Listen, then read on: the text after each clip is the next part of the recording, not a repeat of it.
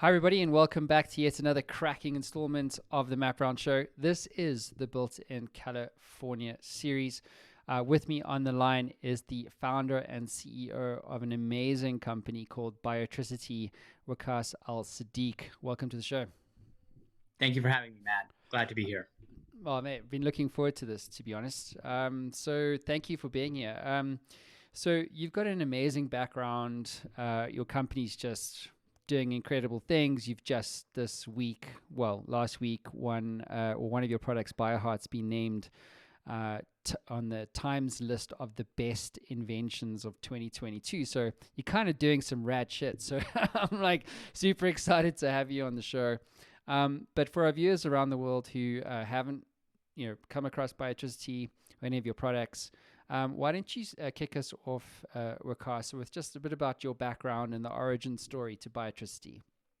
Absolutely. So, I'm an engineer by training, so it's really been, something that was kind of birthed in my head. So hence the founder part of it. But an engineer by training, and so I did a bunch of stuff in my schooling and my graduate work on sensors and sensor monitoring and sensor networks. And so the concept or one of the applications of that was really in human monitoring, right, or individual monitoring and collecting information and bringing that back somewhere centrally to make decisions. And so I was always very interested in that, and that was very exciting to me. And then I left and did the big engineering thing, and kind of, as all entrepreneurs, had my path from engineering to banking, and eventually I made the leap to jump ship and do the entrepreneurial thing, and it connected back to that idea of this remote monitoring and remote sensing. And at that time, healthcare was, of course, still dated, but there's a focus on the Fitbits of the world and this fitness, and how fitness companies were really going to come in and disrupt healthcare. And I looked at that and I said, they're just not accurate enough, right? And I really felt that the future of healthcare, and I think that we are seeing that now, that the future of healthcare is going to be consumed a lot in home while you're on the go, on your terms, with devices that are clinically relevant. And so that's what gave me that birth of Biotricity. It was a kind of a seed that was planted in my engineering and my graduate research, which sprouted many years later, and became the birth of Biotricity. Mm-hmm. So I've just brought up your website for everybody, but you've got a number of products. You've got Bioflux, Biotres, Bioheart, which we touched on now, that just won Best Inventions 2022 for from Time Magazine. So congrats on that. Biocare, Telemed, Biocare Cardiac. There's a lot of innovation that's happening in your space. And so I'm curious to maybe get you just to paint like the problem that you're actually solving here, because when you look at all the products, you're like, holy shit, like what is actually going on here? Because clearly it's innovative, clearly it's category defining. But what is the problem from your perspective that you're solving? No, great question. And so, and you're absolutely right. So that portfolio of products really solves this problem of tracking a cardiac patient through their journey of cardiac disease. So we know that cardiac disease has no cure. We know that patients get diagnosed, then they get a procedure or they get a medication, but there's really no tool to help them manage. They have little insight into what's going on with them. Diabetics have a glucometer, but even if you go back a few years ago, glucometer technology, it wasn't really connected to the entire journey of diabetes, right? Livongo came out and created that whole soup to nut solution. So, the problem that we were solving at Biotricity was, well, a cardiac patient gets diagnosed, it's a lifelong journey. How do we help manage and maintain and support this patient throughout this journey, and also support the practitioner who's trying to service this patient, right, by providing them more insights? And so, that was the essentially the big problem. That was the thesis, and for what we set out to build our ecosystem on. And then each of those products that you just mentioned, they take a piece of that journey depending on what stage you are in, right? So we have this idea that first you get diagnosed, then you have this intervention, then you go into disease management, then you go into follow up and continuous management, year over year, as your outcomes are changing. And based on that, you'll consume a different product, and you'll use different things throughout that journey. Mm-hmm. So, what would you say? I mean, it's probably a massive number, but what would you say is for all of the investors listening to this show? Like, what would you say, Waqaas, is like the market opportunity that that you guys are looking to go after? It's the market opportunity, and I'll break that up because in a few different components. But the total addressable market opportunity today for us is $35 billion, which is, of course, a massive market. But what's also unique, which I think is not as well understood, is that opportunity is stacked, and each of our products targets a piece of that, right? So our Bioflux, which is a real-time smart cardiac monitor for very high-risk patients, that's $1 billion TAM, right? The Biotres, that's a $5 billion TAM. The Bioheart, that's a $12 billion TAM. The Biocare cardiac management, that's an $8 billion TAM. So as we start adding all of these TAMs together, it's this $35 billion TAM. But I feel that one thing that is not as understood as well is that our opportunity is even bigger because we're not going after that market with one piece of the puzzle, right? We're going after that market with all of the pieces to the puzzle. Because usually when you say, hey, I've got this $20 billion TAM, you have a product that you're trying to go after that entire market. And what's actually the reality at Biotricity is we have a $35 billion TAM, but it's spread across multiple products, which actually creates a much bigger opportunity for us. Mm. So, so curious. One of the things you mentioned to me, which I thought was really interesting, you said to me that the US is the only country that has adopted cardiac monitoring, which I was like, what? How? Why? How is that a thing? So, please could you unpack that for us? Yeah, absolutely. So, and it's very shocking.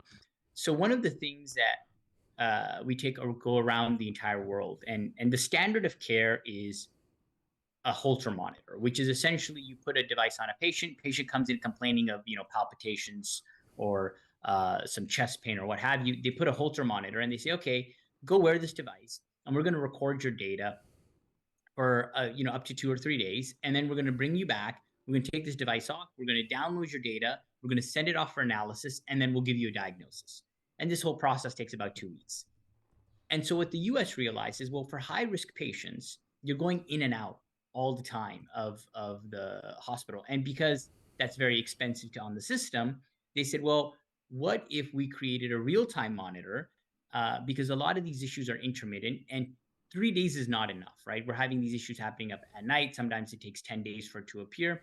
So the US created this idea of 30 days of monitoring, up to 30 days, and a device, because if you go out for 30 days and you got a patient that you're worried can have a heart attack, well, you don't want to leave them out for 30 days and risk having them have a heart attack. So they created this idea of monitoring where the data can be transmitted continuously. And so this idea of home based or on the go based cardiac monitoring, and the data is live streamed. And so they created this whole category as a result of it. Now the rest of the world, in every country in the world today, is still doing 3 days of recording. There's no concept of long-term monitoring. There's no concept of data streaming. It's this: let's put a device on you, let's record your ECG, bring you back, download that data, and then do an analysis. And the US has really pushed that to the forefront. And now you're seeing, and there's a push as we're moving because of COVID to monitoring. There's a talk about it, but nobody really has adopted it besides the US. And Waqaas, please explain something, or maybe just for me. Someone else needs to know. Good for you. But one of the things you were saying, like this is all about creating democratized access to cardiac care. Has that been historically unavailable because of cost? Like, what were some of the barriers in terms of access to cardiac care that you guys, through your technology and your products, are now breaking down? Yeah. So one of the things that we did, and we are absolutely in the focus, and one of our focuses is this democratization of cardiac care, and making it accessible. So let me unpack it a little bit more before I answer your question directly. So one of the things is you've got 70 million people in the US that either are diagnosed or have risk for diagnosis. Okay. So if you go to diagnosed patients, you got about 30 million, and you have 25,000 cardiologists. Like, it's just, you don't have enough cardiologists. And so access to cardiology is one barrier. And the reason for that is because cardiologists are not in rural cities, right? They're not in generally always in the suburb, right? They're in the metropolitan core. You'll find, a ton of them in Manhattan, but if you go out to the suburbs of Long Island, few and far between. And so you really don't have that access, and you have to come in quite a bit. And so, remote monitoring and remote access is a key to being able to deliver that. Now, the problem that ends up happening is that the traditional approach to these types of services was an outsourced approach. So what that means is, if you're a cardiologist, you wouldn't actually have access to technology for monitoring. You would give a prescription, you just give it to me, and then I'd go off and I'd get the test done, and then I'd come back to you for my diet once the data was sent to you. So there were companies that are essentially doing the diagnostic service based on your prescription. And so what we did at Biotricity is we said, no, no, no, that's not the right way to do it. What we need to do is we need to have every cardiologist have access to this technology at their fingertips. So if a patient comes in, they can hook the patient up right away, and the patient can go on their way. And then as we build this network, we need to support this idea that somebody doesn't have to drive into the office. The product can actually be shipped to anywhere in the country. And so what we did at Biotricity was we made the technology available across the board to any cardiologist and remove the infrastructure requirements, because if you don't have the monitoring capabilities, how are you going to do 24/7 support? How are you going to do emergency response? So we created the aspect of 24/7 response, that the physician doesn't have to build and have 3 nurses at 8-hour shifts. Instead, it is a smart device. It transmits the data, and we provide that service that they can actually call the doctor and say, hey, one of your patients is having this alert. What do you want to do? And so that's what we really did, right? We took down the barriers of entry. We changed the workflow and the technology to support this full access to the technology at the cardiology center. Mm-hmm. And it's clearly working. Like, one of the key things you shared with me was that your Bioflux product, just that alone, is being used by over 2,200 physicians across 30 states. And so my next question where I think we have to get into is how have you been able to achieve this? Because I think what you're doing is pretty damn hard to innovate in a medtech. I think in general, medtech is hard. Anything in that space is hard for many reasons. There's regulatory stuff and blah, blah, blah. But you've been able to do this really successfully rather. So could you walk us through your approach to innovation? Because clearly you're an innovative company, like really, really hardcore innovation. So what is your approach to innovation? How do you create, or firstly envision, something like Bioflux or Bioheart, which won the Time Magazine Award, as we touched on? Walk us through that, because I do believe innovation is I think great companies are always going to be in startup mode. You know what I mean? Like, you're 170 people right now, you're listed on the Nasdaq, which we'll get into, but you're growing and you're innovating. So I'm very curious for you to share with our audience around the world, broad brushstrokes, what's your approach to innovation? How do you achieve such success? No, it's a great question. So the way I kind of think about it is, and I'll break that up into 2 different methodologies, right? So first path of innovation, you can be very innovative, but if you can't commercialize, you have a problem, right? And so commercialization in healthcare is incredibly difficult. As difficult as it is to innovate, then you have the secondary difficulty of, okay, how do I actually commercialize? And so what we do at Biotricity is, once we come up with an innovative concept, we say, okay, how the heck are we going to commercialize this? We really unpack that piece, right? What's the reimbursement? What's the clinical quality? What's the quality of care? How is this going to be used? Why would a doctor use this? How are they going to get paid for it? How are you going to sell it? So we unpack that whole piece and line it up the moment we come up with an innovative concept. So before we even put pen to paper, so we come up with this concept, but then we're like, okay, great. How do we pay for it? And so that's the commercialization thing that we think of in the beginning. And I think that is super critical. The other thing that we do is, well, and at least this is, top down, right? Because, it's really from me, the moment we launch a product, the engineering team and the R&D team, we basically have lost interest in it at that point, because we want to know what's going to kill that product, right? So that's great. That product is going to go, it's going to go into the market. But what is better than that product? What is going to disrupt that product? What is going to make that product, the gorilla, right? Or the dinosaur, if you will. And what's the next piece? So the moment we work really, really, really hard, we get this product out of the market, we test it out, we get all the features, we get the customer response. We're like, okay, this is working. Great. How are we going to destroy that? It's an interesting thought experiment, isn't it? So, because and then maybe on the commercial side, how do you know what to build in the medical tech space? Because it's interesting, right? If you're trying to accept an existing premise to make things incrementally better, that's cool, but you're still accepting the current premise. What you're doing is you're not accepting that at all, and you're going, hey, here's what the future should, could be, and then you go out there and you build it. So you're almost like the it's the Steve Jobs idea, isn't it? It's like, well, if he asks, would you like an iPhone? No one, one, you know what I mean? There's innovation, and then there's hardcore innovation. And so I'm curious to explore with you, how do you decide what to build when what you are building, there's no other references? You know what I mean? You're going into a white space.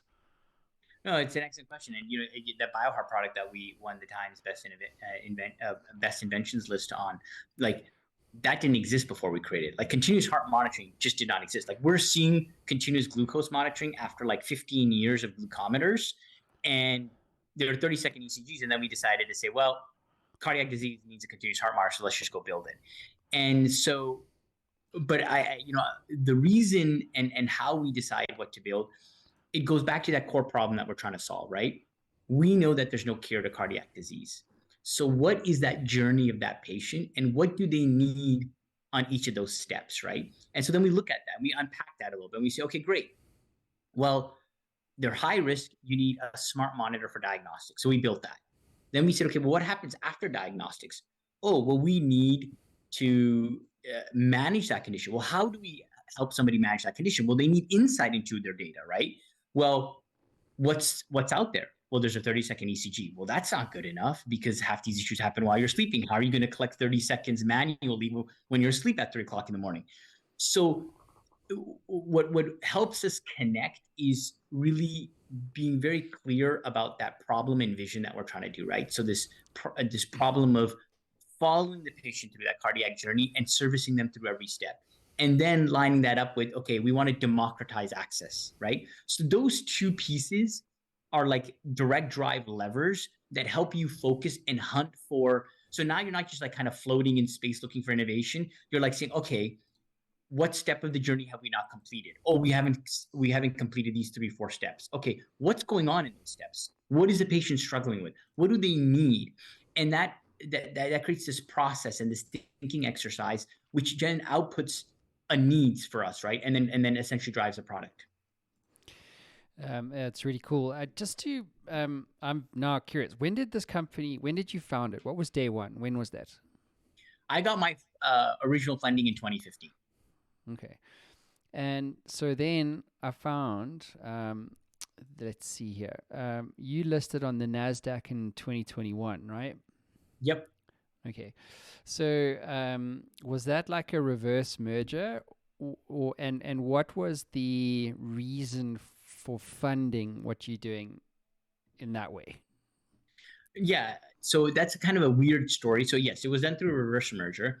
And weird story in the sense that, so I'm Canadian by training, but I did my schooling in the US, and I went back to Canada, and I was working there when I started Biotricity. And really, the US is the biggest market. US was the focus of our area. It's the biggest unmet need. And so, and because of innovation, I ended up having an office in Silicon Valley looking for talent, right? Because I really wanted to, do this, disruptive innovation. And so I was flying back and forth. Long story short, I was going to relocate the company to California, and in that process realized that there's a whole tax implication for investors, and the only way around that is to go public.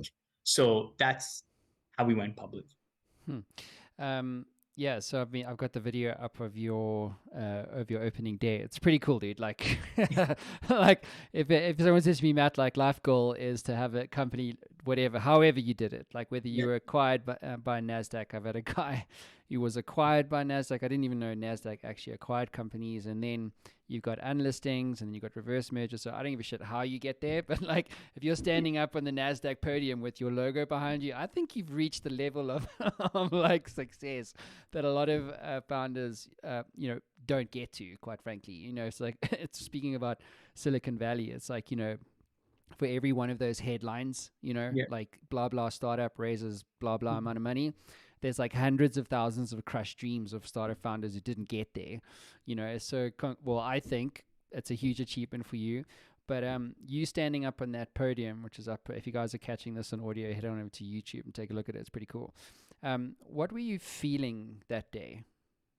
Yeah, that's it was a surreal kind of experience, if you will, because I mean, Nasdaq. I don't know, how many people are aware, but it's the middle of Times Square, right? So you're in like this huge hub of activity, buzz of activity, and you go into this glass door, and suddenly it's like, quiet. Your logos everywhere. Like they put it up every this, that, and you're kind of like, it's your show. Everybody's there to service you. And it's just a very surreal experience. And like you said, there's entrepreneurs that don't make it. There are even entrepreneurs that get acquired. They have great exits, but like they didn't do the public piece of it, right? They didn't get that brand awareness and build the brand to the point that it's on a headliner and whatnot. So you go through this entire experience. It was very nerve-wracking because I was writing my speech for Nasdaq and I wanted to sketch out the vision, which I think it summarized what we're trying to accomplish at Biotricity. That speech that I made, but I was writing that on the plane, rereading it. So I was in this kind of like uh, I would almost say like in a surreal space, right? Mm. And then you go through the speech, everybody's there. You go out, and then you go out, and your face is like on plastered on this 13 stories, like it's a very I don't know how to explain it, but it is such a moment in your life, right? And I think it's a moment that I will always remember. And I'm curious also maybe to spend a little bit more time here. Like I think if someone said to me, "Hey Matt, you're now CEO of MedTech Matt Brown Show Company, whatever," or like, "Hey, well, like for whatever reason, you have this opportunity to do what you did, right? So reverse merge onto the Nasdaq, what have you." Um, what did, looking back at that moment in time, what would you say was a skill set that you didn't have, that with the process of reverse merging and listing on the Nasdaq, that skill set was transferred to you? Do you know what I mean? Like when you sell a company, Yep. and you go through DD, it's like it's like a PhD in finance, like pretty quickly. Right. Like you develop a skill set as an Yep. entrepreneur to exit, so that Yep. the next time you do it, you're more efficient at it. You know what I mean? So Yeah. so what would you say, in your experience, is that skill set, do you think, that you didn't have, but what you got as a consequence of doing what you did? So I think that when you go public, there is a formality of your plan, right? So Churchill always said, uh, plans are of little import, but planning is essential. So and you always do that, right? As an entrepreneur, as a company, you're you're always planning, right? And the plans don't necessarily always work out, but you are planning. The big difference between a public company and a private company is that planning that you're putting together have to be a lot closer to reality or tangible, right? You really have to think and say, is that truly achievable? What is achievable, right? Because as an entrepreneur, you're always living in your dream, right? I'm going to do this. And it's like this big idea and it's a big thing. And as soon as you become a public or you're going to the public company, they're like, okay, that's great, Matt. You're going to do $10 billion. But what are you going to do what's your step by step to that 10 billion, and what can you really say that you're going to do? And that formality, right? Of and it's not that that plan has to be set in stone. It's definitely not still set in stone. It's still soft, but it's a lot harder than when you're just kind of drinking your own Kool-Aid, right? Because you Mm, really have to stop and take a pause and say, okay, I'm going to go out and I'm going to tell investors this, and they're going to hold me accountable, right? And they're going to be watching me, right? Do this. So when I'm saying I'm going to grow, well, am I actually going to grow? Because if I'm not going to grow, then I better say that, hey, I don't think I'm going to grow for 2 years because I'm busy doing R&D. Because if I say that I'm going to grow and then I don't grow, so every what you're putting out there, there's a formality and there's that second layer of thought that goes into it. And when you are purely private and when you're pure entrepreneurial, you're not thinking like that. And I think that that formality is fantastic for your team and for the organization because I think of it like goals versus checkpoints. you know as goals, you want to achieve something, you're kind of done, right? But for me, entrepreneurship is a series of checkpoints. mm, So now you can have a checkpoint that is almost tangible, that you can almost touch, because you're always living in a dream, right? As an entrepreneur, you want to live in the dream. You're always thinking, like I said, how do we destroy the product we just produced? But the team has to rally around a checkpoint, right? And that part of it was a kind of a PhD, if you will, in really creating a tangible aspect to your vision. hmm. And speaking of your vision, like, how did you know what to say? Do you know what I mean? Like, it's quite a big deal if you're standing up there and there's cameras and there's like, oh shit, like I've got, I'm now list or unlisted or listed, whatever you want to say. But now I'm accountable, so and I'm asking this because I think we are always selling. Yeah. We're selling, like you said. What do we need to do to break our product? Like that, you selling an innovative, Right. thoughts experiment, or if you're raising money to whoever PE, VC, whatever, or even on the Nasdaq. In your case, like you're selling some idea, aren't you? Or you're selling some vision, and so um, I'm curious to know, like, what did you know what to say? Like, because I think when you're now publicly listed, um, I think the accountability idea is it fundamentally changes contextually, doesn't it? It's kind of like, well, if you're on day one, you're just accountable to you, and if you bootstrap that, like, okay, cool. So you're still accountable not just to your employees, but now you're on the Nasdaq. Now, holy shit, like accountability takes like a whole new meaning. So what you say matters. It's not like you have to do the thing that you said. To your point, Yeah. otherwise, there's problems, isn't there? Yeah. Yeah. No, it's exactly right. So, I don't think there's ever a right answer for what to say. How I chose, right, for me, is I said there's two things, right?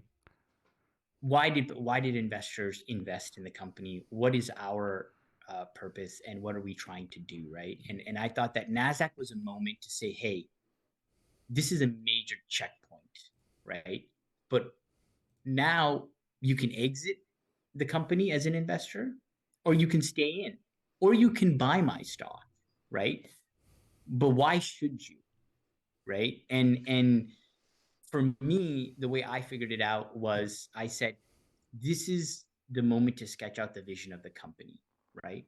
And as long as all of my checkpoints are related to this vision, then I have set the expectation and kind of like the base for what we're trying to build. And so that's what I did, right? I really said exactly that. I said, this is a checkpoint, on a part of a journey.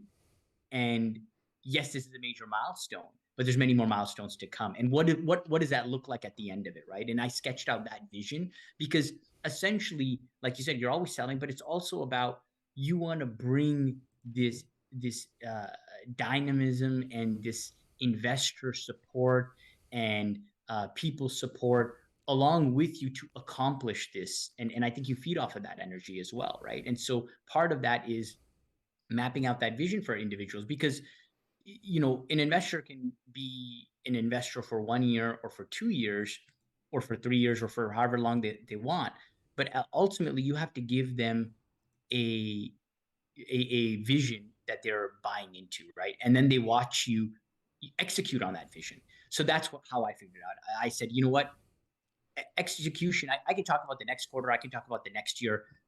I really need to talk about the vision, because then all of my checkpoints are related to that journey, to that vision. And that's how they're going to be able to always connect back and listen to that speech. And that speech should be as true 3 years from now as it is today, as it was that day.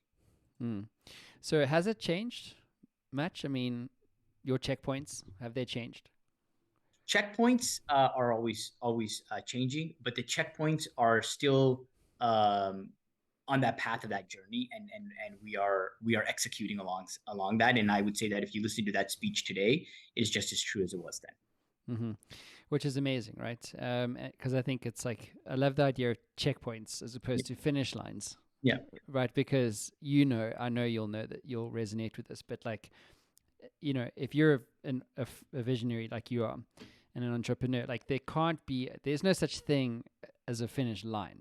Like there can be a checkpoint. In other words, like I listed or I raised money, right? But there's no finish line. Like, do you know what I mean? Like even if you went IPO on the New York Stock Exchange, Monday.com, like, you know what I mean? Like there's always the next thing. Even if you got acquired, which you invariably someone's going to come along at some point. But my point being is like there can't be a finish line. Do you know what I mean? Like there's never an end. There's only the next thing. And I think it's a fallacy to believe that when X happens, then I will be, you know what I mean? Like then I will be okay, or fulfilled, or what have you. There's always the next thing. Even if you change the entire business and you start a new one, there's always the next thing. Yep. No, I fundamentally agree with that. And that's why I like that word checkpoint versus goal, or like you said, finish line, is because, I think that's and that's what you need in order to innovate, right? Like it goes back to what you were originally saying, like what does it take, right? And to take innovation is like the moment you innovate, now you need to destroy what you just created, right? Because otherwise, if you're finished, then somebody else is going to come in and disrupt you. Mm-hmm. Yeah, exactly. And you have to be, it's like, without fear, there's no courage. Yeah. And I think it's like, especially today, maybe not necessarily in your industry, like medtech, but certainly in many, many others, it's like only the paranoid survive. If you think, oh, you're cool today, it's like, well, someone's going to come eat your lunch tomorrow. And that, anyway, that's what kind of like I've learned. So it's like you never stop. You just got to keep pushing and always be in like this beta sort of mindset. This is an old saying. And we'll move on then from like the whole Nasdaq thing. But there's this saying that like the investors back the jockey. Right. When you're doing public listings like that, where you have thousands of investors, for argument's sake, as opposed to 1 or 10 or 5, right, how does that change? Do you feel, public investors are backing the jockey, or are they backing the numbers, or both? I would say both, but it's a bit more nuanced, and maybe I'm incorrect. So this is, of course, my own perspective, right? I think that some investors will back the company based on numbers, and some investors will back the jockey. Some investors will back both, but you stay based on the jockey and the vision. So, how long you're in that company, how much do you buy? Do you buy that stock and forget about it? That's based on the jockey and the vision, because you're in there forever, or you're in there for as long as possible. And I think that makes a big difference. And those kinds of investors, and what I've noticed is that they'll engage with you, right? If they see something they'll come out to be like, okay, well, what does this mean? I saw this. Tell me more about this, etc. So, that is certainly a piece that I think that, especially when you're trying to build something and continuously accelerate and continuously innovate, that vision and that vision combined with jockey is still a very true statement. The long-term nature of it. Yeah, no, I got you. Waqaas, I want to quickly talk to you about scale. So obviously 170 people is not well, I suppose it depends on how what standard industry classification codes you're looking at, which is quite interesting. Like in the US, like a small business is any business Yeah. up to 500 people. In South Yeah. Africa, it's like 25. Yeah. So you've scaled, right, to Yeah. some degree. What have you learned? I mean, obviously, when you did that Nasdaq listing, you were sitting on cash, right? Suddenly, now, how did you decide on how to allocate that funding so that you were accountable to your vision, right? Curious to understand what your thought process was around that. And then what I'm trying to get to is like this idea of like how do you scale responsibly? You know, because if you're suddenly liquid, it's like, well, Yeah. you know, like you can be a bit reckless.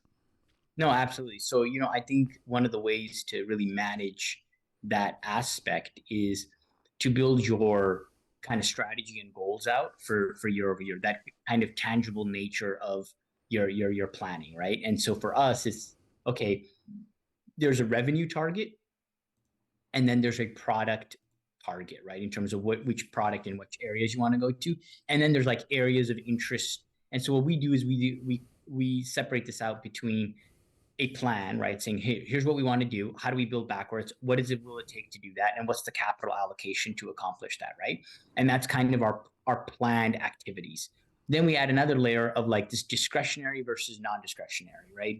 Meaning if we have extra and we're performing better and we have additional resources, then let's apply this in these non-discretionary areas, which are areas of interest for us, right? Areas of innovation, areas of other things that we would look at or investigate if we had time or resources. And so, the big part of how we do allocation is very much driven to, what are our goal for the next year, both on a product and commercialization side, as well as a revenue side. Mm-hmm. So, Waqaas, just quickly, I want to have a bit of fun with you. So, I'm looking forward to this one. So, if I could give you the keys to the Matt Brown Show time machine and ask you to go back to yourself on day one in 2016 or whenever it was, and you could go back to yourself and give yourself advice, right, about this business, what would that piece of advice be? So two pieces, I think. One piece of advice that I would say is parallelization, right? So I've talked about this before, and this idea of parallelizing. And so what that means is, we think about things, we think about plans, we think about a lot of things sequentially. It's just the way we are. Time is sequential, right? 1 second after another second. But if you can break things apart, and I've realized this is like how we innovate even faster. Like people are like, oh, you can't get an FDA clearance in that. It takes a year, and we do it in like 3 months or 6 months. We're just faster. And the reason we do that is we say, okay, look, what parts of development, what parts of our strategy are sequential, and which things can be done in parallel, right? So that we meet in the middle. And so kind of breaking that apart, breaking a task or a problem down, and then putting the components that you can do simultaneously versus sequentially, that shortens your path, right? And that was something that I learned later on, and I think that is something that I is a very valuable piece that I would tell myself. And the other thing that I would tell myself is that in human resources, which is always a challenge, and everybody talks about human resources, and what I would say is that for me, what I have learned is you need to find people. They don't have to be a perfect fit, right? And especially in an innovative company and at the pace that you're moving. If you hire somebody qualified, right, day one, they'll be unqualified in a year. So what you need is somebody who is engaged and interested and almost obsessed, right? Like they're bought into that vision, at least during the stages of growth and innovation, because you're going fast, right? So their philosophy and their interest in the company keeps their head on, because they may come up with something, and that's going to get them, up to speed, or if you will, qualified through natural learning, through trying to engage or trying to collect information. So now when I interview people, I always tell you, I say, listen, you're not qualified today because we're doing something new. I mean, how are you qualified to build a continuous heart monitor that's never been built before? You're not. You've never done it before. It hasn't been done before, right? So So my whole thing in the interview process now is when I look for people, I'm like, listen, you're not qualified today, and that's okay. We understand that, and we love that. You'll be qualified for this job in a year, and by that time that you'll be qualified for this job, your job will have changed, and you'll be unqualified. Mm. So you have to be okay with that, and you have to find people that are okay with that and that don't get upset about it or things like that. So it's this idea of fail, but fail fast. If you're not qualified, no problem. Go learn, go figure it out, but be interested and be engaged. And so this finding the right people is very, very critical. And that is something that I figured out after hiring people and then letting go of people and really taking a step back and saying, okay, who's really succeeded? Who's been around here for a while and stays, and why? Why do they stay? What are those characteristics? What are those skill sets? And I came down to this component is that they were engaged and interested in what you're doing, right? And they're and a little obsessive, and they weren't necessarily the most qualified. They absolutely weren't, but they went out and they got engaged and they learned and they evolved and adapted. Mm. Yeah, it's this idea of like, like the smart man learns something new every day, but the wise man unlearns something new every day, right? Yep. And yeah, I mean, I've had like everybody has. Like, if I think if you Yep. run a business at reached any kind of scale, you always have this issue with people, Yep. And now, I mean, it's interesting, isn't it? I mean, like if you think about how fast the workforce demographics are Yep. changing. Like I was chatting to a founder yesterday, Stacy from Reciprocity, Mhm. the CEO there, and she was talking to me about Gen Zs and how, I mean, I didn't know this, but like maybe you do, but did you know that like the Gen Z segment of the whole workforce is now the largest, right? And so Yep.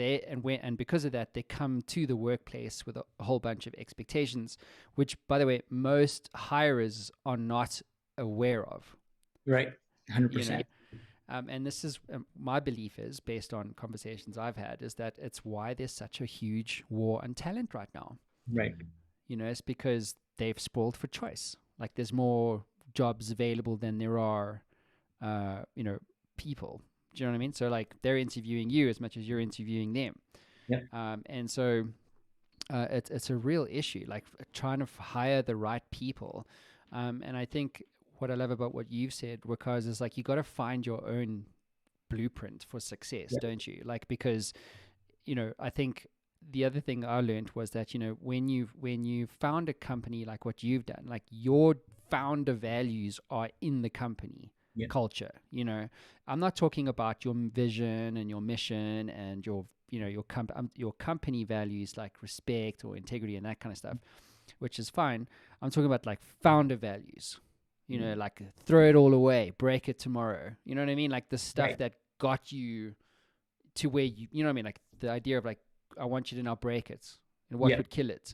Like Yep. that's you. That's not some head of innovation Yep. sitting in a skunk works that's coming up with that shit. Like that's you, you know.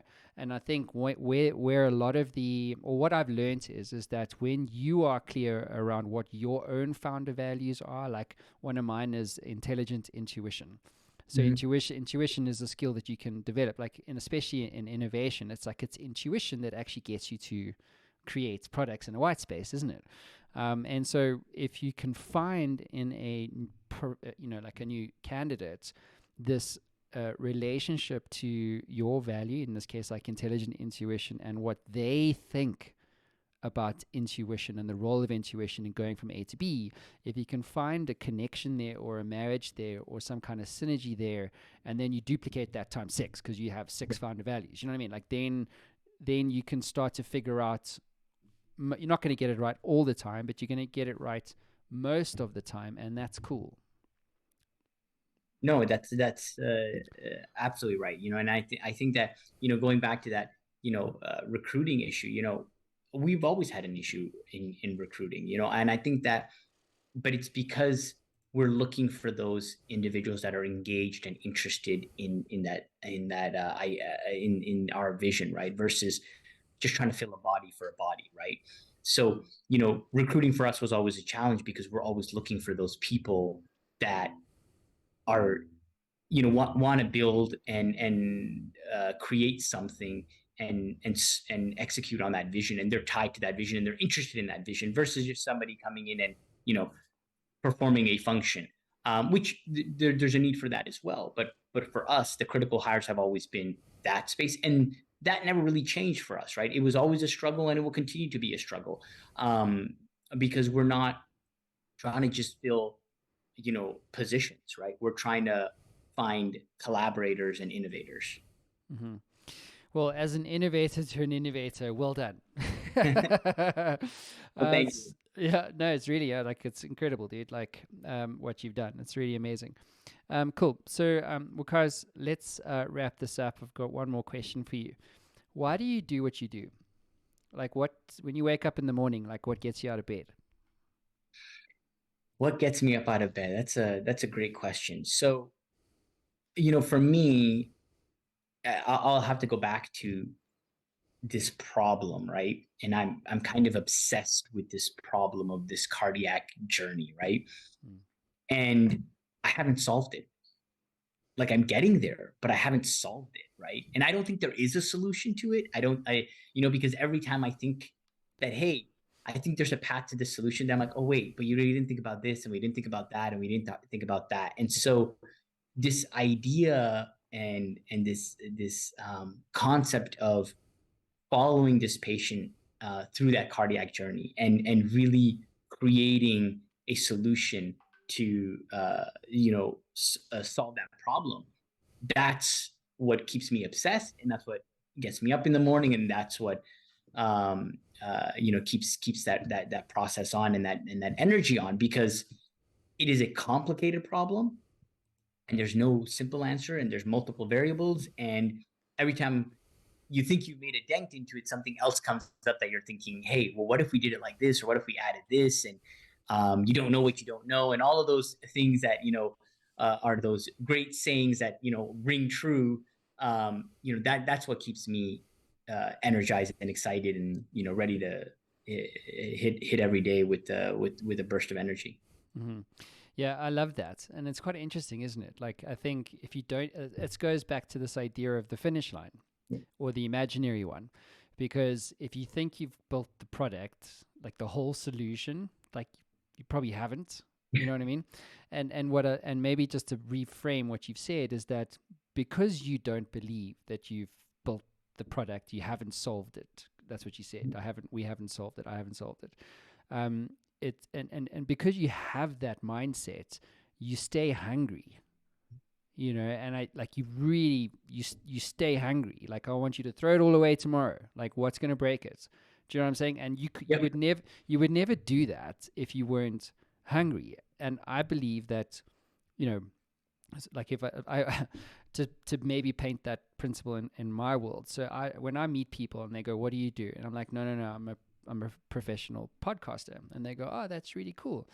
And they go, so, like, tell me a bit about, like, what you do. And I'm like, well, like, I interview these amazing visionaries such as, Waqaas, CEO of, like, Biotricity, and many, many others. And I do about 50 shows a month. And they go, what? You do 50 shows a month? Like, that's ridiculous. Like, it's too much. Like, surely you value your time. And I'm like, obviously I explain it, but the idea is, like, you only do that kind of work, that level of work, if you're hungry. You know what I'm saying? Like, if you were just like, I'm going to do one episode a week, like, like there's a pro, and then there's like an amateur. You know what I mean? Right. There's someone that's hungry, and there's someone that's starving to death. So I'd rather be, like, hungry. You know what I'm saying? And getting places, and, like, throwing the baby out with the bathwater, if that's what it takes. And staying hungry, because the ones that really build companies that, like what you've built, is because the founder, you in this case, has stayed hungry. You know what I mean? No, I totally get it. No, and that's exactly right. And I think that's the type of people that you want to recruit as well, when you can find them, right? And that's always a challenge, right? How do you find people like that? And I think you're absolutely right. Yeah, amazing. Waqaas, dude, listen, thanks for being on the show, man. I knew it was going to be a good one, so I really enjoyed interviewing you and having you on the show. Thank you for having me. It was a pleasure. Anytime. Thanks, everybody. We'll see you all again soon. Cheers.